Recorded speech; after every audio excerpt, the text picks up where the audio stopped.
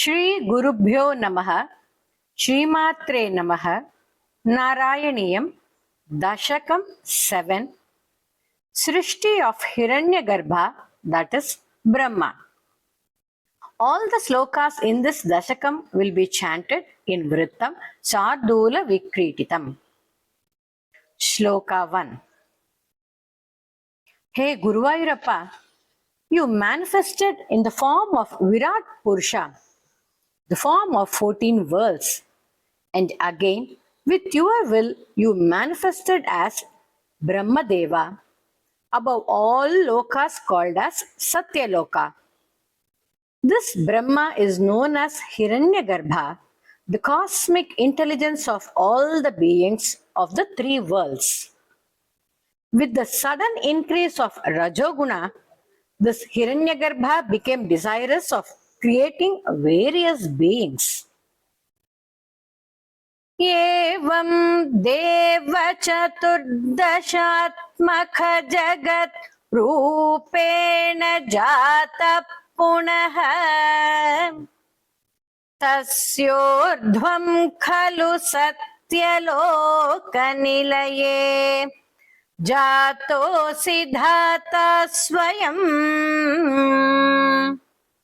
यं शंसन्ति हिरण्यगर्भमखिल त्रैलोक्यजीवात्मकम् यो भूत्स्फीतरजो विकारविकसन् नानासिसृक्षारसः. Let's chant in the second speed. एवं देव चतुर्दशात्मक जगत् रूपेण जात पुनः तस्योर्ध्वं खलु सत्यलोकनिलये जातोऽसि धाता स्वयम् यं शंसन्ति हिरण्यगर्भमखिल त्रैलोक्यजीवात्मकम् यो भूत्स्फीतरजो विकारविकसन् नानासिसृक्षा रसः. Shloka 2. Madhava, through Brahma intent on creation, he wanted to have the knowledge of creation. Even in spite of best efforts, he could not do on his own. He got worried. Krishna, as per your will, Brahma heard two pleasant words whispered sweetly in his ears, coming from nowhere.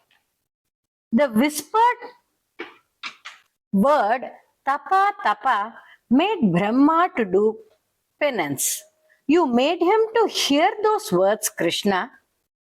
सोऽयं विश्व विसर्गदत्त हृदयः सम्पश्यमानः स्वयम् बोधं खल्वनवाप्य विश्वविषयम् चिन्ताकुलस्तस्थिवान् तावत्त्वं जगतां पते तपतपेत्येवं हि वैहायसीं वाणीं येनम् अशिश्रवश्रुतिसुखां कुर्वंस्तपप्रेरणाम्. Second speed. सोऽयं विश्वविसर्गदत्त हृदयः सम्पश्य मानः स्वयम् बोधं खल्वनवाप्य विश्वविषयम् चिन्ताकुलस्तस्थिवान् तावत्त्वं जगतां पते तपतपेत्येवं हि वैहायसीं वाणीमेनमशिश्रवश्रुतिसुखां कुर्वंस्तपप्रेरणाम्. Shloka 3. Madhusudana, when the whole world is under water, Brahma saw in all directions to see who came and whispered in his ears to do tapa tapa. There was no one to be seen, but obeying the tapa command, he did penance for 1,000 years and worshipped you. Then you revealed the wonderful world of Vaikuntha to Brahma. कोऽसौ मामवदत् पुमानिति जलापूर्णे जगन्मण्डले दिक्षु द्वीक्ष्य किमप्यनीक्षितवता वाक्यार्थम् उत्पश्यता दिव्यं वर्षसहस्रमात्ततपसा तेन त्वम् आराधितः तस्मै दर्शितवानसि स्वनिलयम् वैकुण्ठम् एकाद्भुतम् कोऽसौ मामवदत् पुमानिति जलापूर्णे जगन्मण्डले दिक्षु द्वीक्ष्य किमप्यनीक्षितवता वाक्यार्थम् उत्पश्यता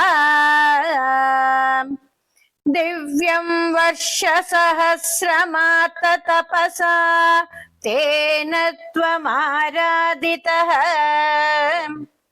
तस्मै दर्शितवानसि स्वनिलयम् वैकुण्ठमेकाद्भुतम्. Shloka 4. Hey Prabhu Krishna, Vaikuntha Loka which you showed to Brahma is supreme and outshines and far above all 14 worlds. There is no sorrow, anger, delusion, fear, ignorance there. Maya has no influence in your world. It is full of supreme bliss and no comparison to Vaikuntha Krishna. Maya yatra kadapi no vikurute bhate jagadbhyo bahihi shoka krodha vimoha sadhva samukha bhavastu duram gataha sandrananda jhari chayatra paramajyoti prakashatmake tatte dhama vibhavitam vijayate vaikuntarupam vibho Maya yatra kadapi no vikurute bhate jagadbhyo bahihi shoka krodha vimoha sadhva samukha bhavastu duram gataha sandrananda jhari chayatra paramajyoti prakashatmake तत्ते धाम विभावितं विजयते वैकुण्ठरूपं विभो. Shloka 5. Narayana, you were about Sri Vaikuntha where all the sins are removed. The divine beings who live there have 4 hands. Their complexion is shining like a deep blue sapphire gem. Their ornaments and jewels shine and brightens all directions. They reside in aerial cars. Extreme devotion on you, Krishna, has earned them the Vaikuntha. May your abode outshine all else. यस्मिन्नाम चतुर्भुजा हरिमणि श्यामावदातद्विषो नानाभूषणरत्नदीपितदिशो राजद्विमानालयाः भक्तिप्राप्त तथा विधोन्नतपदा दीव्यन्ति दिव्या जनाः तत्ते धाम निरस्त सर्वशमलम् वैकुण्ठरूपं जयेत् यस्मिन्नाम चतुर्भुजा हरिमणि श्यामावदातद्विषो नानाभूषणरत्नदीपितदिशो राजद्विमानालयाः भक्तिप्राप्त तथा विधोन्नतपदा दीव्यन्ति दिव्या जनाः तत्ते धाम निरस्त सर्वशमलम् वैकुण्ठरूपं जयेत्. Shloka 6. In the divine abode Vaikuntha, Goddess Mahalakshmi, always surrounded by her divine Devatas, she illuminates the entire world. Her slender beauty form is like a streak of lightning and enlightens Vaikuntha. She is deeply attached to the fragrance of your lotus feet, residing in your Vaikuntha of miraculous and divine prosperity. Kindly extend your grace of according a place for me also there, Krishna. Nana divyavadhujanairbhivrata vidyullata tulyaya vishvonmadana hridya gatralataya vidyotita shantara त्वत्पादाम्बुज सौरभैक कुतुकाल Lakshmi स्वयं लक्ष्यते यस्मिन् विस्मयनीय दिव्य विभवा तत्ते पदं देहि मे. नाना दिव्यवधूजनैर्भिवृता विद्युल्लतातुल्यया विश्वोन्मादन हृदय गात्रलतया विद्योतिता शान्तरा त्वत्पादाम्बुज सौरभैक कुतुका लक्ष्मी स्वयं लक्ष्यते यस्मिन् विस्मयनीय दिव्य विभवा तत्ते पदं देहि मे. Shloka 7. Hey Guruvairappa Krishna, the form you revealed to Brahmadeva in Vaikuntham is the root cause of this universe. Brahma had supreme vision of yours, where you were seated on the throne set with all precious jewels and gems. Your divine form with golden crown sparkling and outshines with 1,000 crore suns shining. Your bracelets and other ornaments, Srivatsa mark on your chest, Kaustubhamani, were all revealed to Brahma. Please grant me that divine form of yours once, please Krishna. तत्रैवं प्रतिदर्शिते निजपदे रत्नासनाध्यासितम् भास्वत्कोटिलसत्किरीटकटगात्या कल्पदीपाकृति श्रीवत्साङ्कितम् आतकौस्तुभमणिच्छाया ऋणं कारणम् विश्वेषां तव रूपमैक्षत विधिस्तत्ते विभो भातु मे.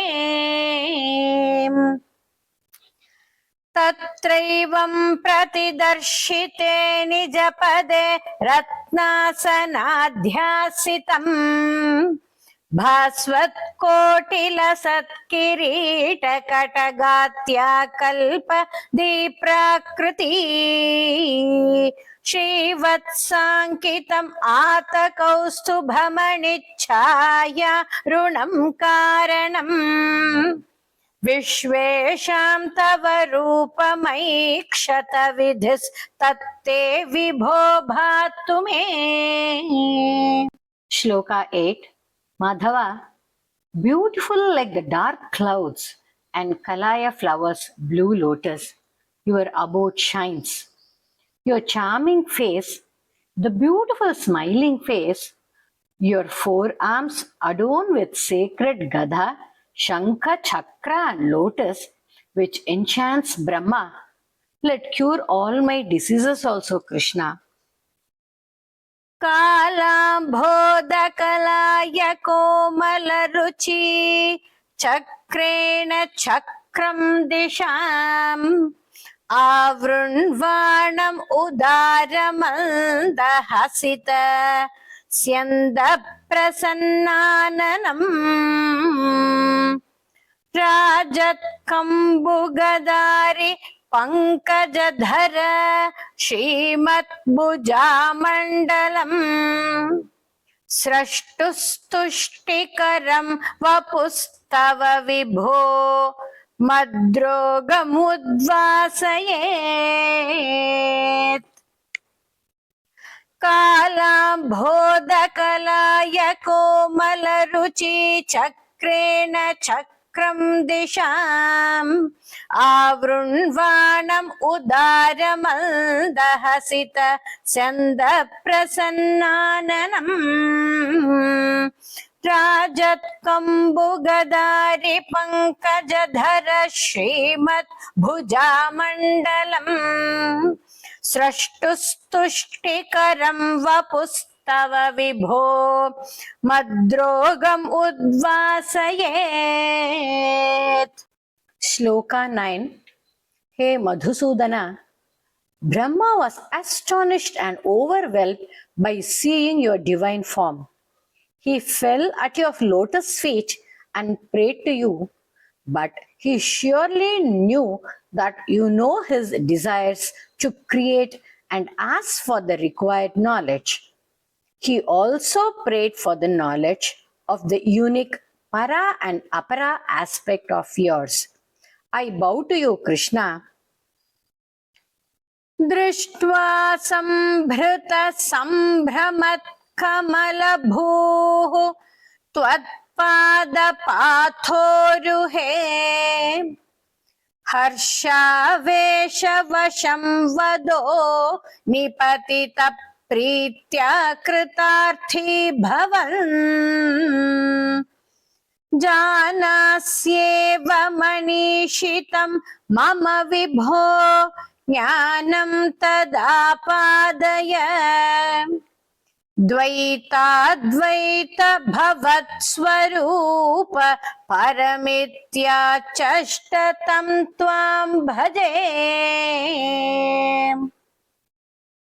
दृष्ट्वा संभृत संभ्रमत् कमलभूः त्वत्पादपाथोरुहे हर्षावेशवशं वदो निपतित प्रीत्या कृतार्थी भवन् जानास्येव मनीषितं मम विभो ज्ञानं तदापादय द्वैताद्वैत भवत्स्वरूप परमित्याचष्टतं त्वां भजे. Shloka 10. Krishna Parandhama, Brahma with full humbleness fell in your lotus feet. You touched his hand and told him that he would get the knowledge required for creation, and also he will not get attached or bounded by the act of creation. Giving him assurance and pleasing him extremely, you remained in his heart and prompted him in the act of creation. Krishna, please bless me with good health. पाताम्रे चरणे विनम्रमथतं हस्तेन हस्ते स्पृशन् बोधस्ते भविता न सर्गविधिभिर्बन्धोऽपि सञ्जायते इत्याभाष्य गिरं प्रतोष्य नितरां तच्चित्तगूढस्वयम् सृष्टौ तं समुदैरयः स भगवन् उल्लासयोलाघताम् आताम्रे चरणे विनम्रमथतं हस्तेन हस्ते स्पृशन् बोधस्ते भविता न सर्गविधिभिर्बन्धोऽपि सञ्जायते